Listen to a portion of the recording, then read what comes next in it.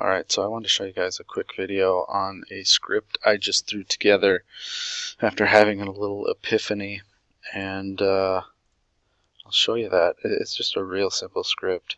It's really only has two values.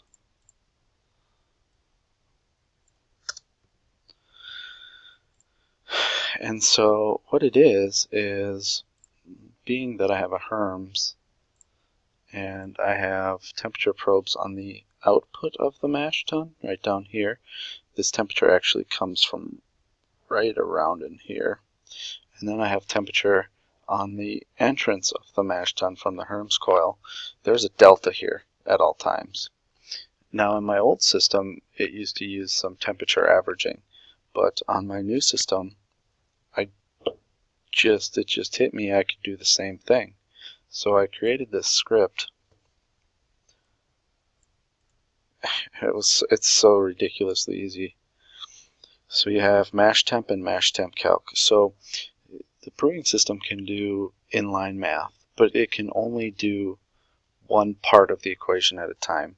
So you can only do this plus this, or this minus this, or this divided by this, and then you have to have another value to further expound on that. So basically what I did was I have two values, mash temp and mash temp calc. So the mash temp calc means it's taking mash sparge in, which is this, plus mash out value,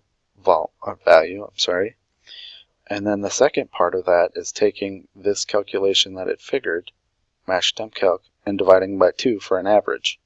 So when I run this script, voila, here's my average. So now let's turn on a pump and we can see this all move. So this is, you can see the flow going up, and now you can see the calculated average going. So now I can take and base my mash temp off the average, which is going to do the calculation between these two, and hopefully the bulk of the mash will be at that temp.